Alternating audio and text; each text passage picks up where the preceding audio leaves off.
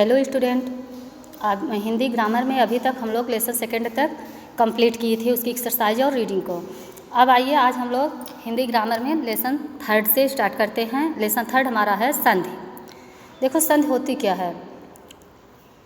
भाषा को प्रवाह में बोलते समय कभी कभी ध्वनियाँ इतने निकट आ जाती हैं कि वह अलग अलग सुनाई न देकर एक अन्य शब्द का रूप धारण कर लेती हैं। इस प्रकार वर्णों के परस्पर मेल से जिस नवीन शब्द की उत्पत्ति होती है उसे संधि कहते हैं। जैसे हिम प्लस आलय बराबर हिमालय, सूर्य प्लस उदय बराबर सूर्योदय। उदाहरणों में वर्णों के परस्पर मेल से विकार उत्पन्न हुआ है। देखो संधि का अर्थ है मेल यानी मिलना। जब दो शब्द पद पास पास होते हैं तब उनके उच्चारण में सुविधा लाने के लिए पहले शब्द के अंतिम वर्ण तथा दूसरे शब्द के पहले वर्ण से मिला दिया जाता है, जिससे नया शब्द बनता है। जैसे विद्या प्लस आलय बराबर विद्यालय। देखो इसका अंतिम शब्द द, इसका पहला वर्ण है द, इसका अंतिम है मात्रा, यहाँ पे मिला के विद्यालय बना है। फिर देखो महाधन ऋषि बराबर महर्षि, सूर्यधन इंद्र बराबर सुरेंद्र, सत्यधन अर्थ बराबर सत्यार्थ।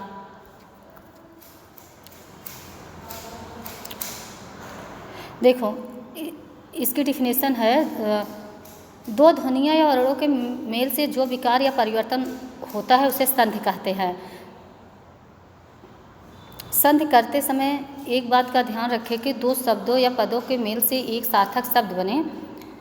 संधि विच्छेद, विच्छेद का अर्थ होता है अलग करना, संधि का मतलब होता है मिलाना। दो वर्णों के मेल से बने नए शब्द को पूर्व स्थिति में लाना संधि विच्छेद कहलाता है। जैसे उज्ज्वल में उत धन ज्वल। संधि निम्नलिखित तीन भेद होते हैं। पहला है स्वर संधि। स्वर संधि में हिंदी वर्णमाला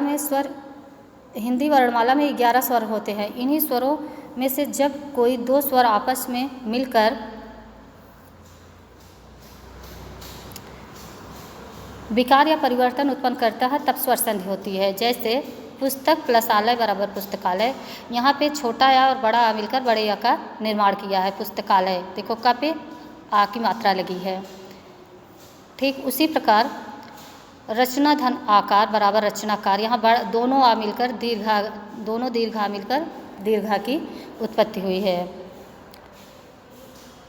फिर देखो दो स्वरों के मेल से उत्पन्न विकार को स्वर संधि कहते हैं। स्वर संधि के निम्नलिखित 5 भेद होते हैं। पहला है दीर्घ संधि। देखो दीर्घ संधि में क्या आ ई उ, दीर्घ के अंतर्गत इतने स्वर आते हैं आ ई उ।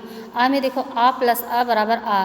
जब दो छोटे जब दोनों हाथ आ मिलकर दीर्घ आ का निर्माण करते हैं। देखो मत प्लस अनुस्वार बराबर मतानुस्वार। और एक हास्व आ और दीर्घ आ मिलकर तब भी वो दीर्घ आ का ही निर्माण करते हैं।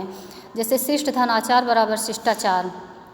और पहले दीर्घ फिर हाश्व बराबर आ, फिर भी वो दीर्घ आ का निर्माण किए। यथा धन अर्थ बराबर यथार्थ। फिर देखो आ प्लस आ बराबर आ, मतलब दोनों दीर्घा है और दोनों दीर्घा मिलकर फिर दीर्घा का निर्माण किए हैं। कहने का मतलब है किसी भी कंडीशन में ये रहें दोनों, लेकिन यहाँ पे हमेशा दीर्घ आ का ही निर्माण होगा। देखो जैसे दया प्लस आनंद बराबर दयानंद। फिर ऐसे ही हमारा ई में भी रहेगा, ई प्लस ई बराबर ई बड़ी। फिर दीर्घ ही हो जाएगा। जैसे हास्व ही फिर प्लस दीर्घ ही बराबर दीर्घ ही। जैसे देखो ई दीर्घ ही प्लस हास्व ही बराबर दीर्घ ही बराबर नारी प्लस इच्छा बराबर नारीक्षा। आज पहले देखो जब दोनों दीर्घ ई था, जब दोनों हास्व ही था तब भी दीर्घ ही बना था। देखो जैसे रवि धन इंद्र बराबर रविंद्र। फिर देखो पहले दीर्घ ही है फिर हास्व ही है फिर उस बराबर दीर्घ ही। नारी धन इच्छा बराबर नारीक्षा। फिर देखो दोनों ही ये दीर्घ ही हैं, ई प्लस ई बराबर ई, नारी धन ईश्वर बराबर नारीश्वर।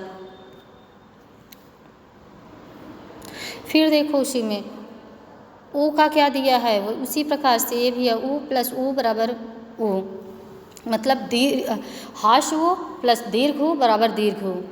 ये किसी भी कंडीशन में मिले, चाहे दीर्घ ऊ रहे तब भी दीर्घ ऊ का निर्माण होगा, हास्य ऊ या दीर्घ ऊ मिले तब भी दीर्घ ऊ का निर्माण होगा, हास्य ऊ प्लस हास्य दोनों हास्य ऊ मिले तब भी दीर्घ ऊ का निर्माण होगा। इस प्रकार देखो जैसे दीर्घ ऊ बराबर हास्य ऊ बराबर ऊ, जैसे भू धन उत्सर्ग बराबर भूतसर्ग, जब दोनों दीर्घ ऊ मिलते हैं तब भी दीर्घ ऊ का ही निर्माण होता है, जैसे भू धन ऊर्जा बराबर भूर्जा। अब हम आते हैं, हमारा दूसरा है स्वर संधि का दूसरा उदाहरण हमारा है गुण संधि में। देखते हैं गुण संधि में क्या आता है, ए ओ अर। गुण संधि में ए ओ अर इतना आता है, इतने स्वर आते हैं। देखो आ प्लस ई बराबर ए, जब हास्य आ और हास्य ई मिलते हैं तो हास्य ए का निर्माण होता है, जैसे भारत धन इंदु बराबर भारतेंदु। फिर दीर्घ आ प्लस हास्य ई बराबर ए।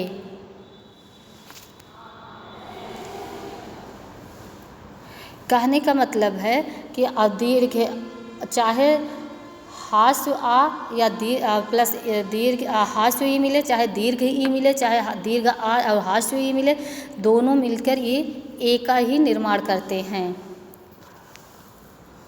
देखो जैसे यहाँ पे दिया है दीर्घ प्लस दीर्घ ही बराबर ए बराबर कमला धनीश बराबर कमलेश।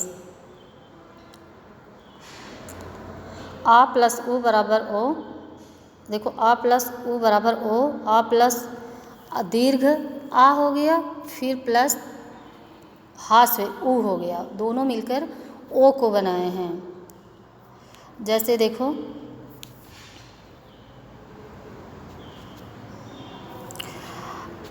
हास्य प्लस दीर्घ ऊ बराबर ओ, नौ धन उड़ा नौड़ा। हास्य प्लस हास्य ऊ बराबर ओ, हित धन उपदेश बराबर हितोपदेश।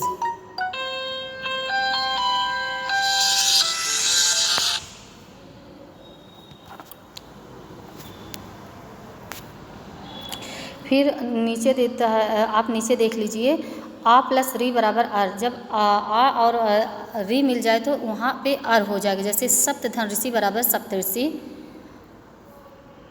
ये इसके उदाहरण हैं। देखो देव धन ऋषि बराबर देवर्षि।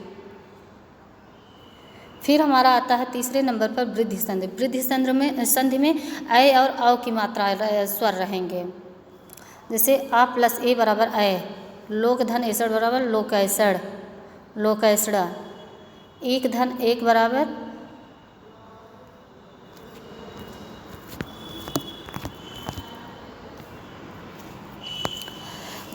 तो तीसरे नंबर पे हमारा आता है वृद्धि संधि।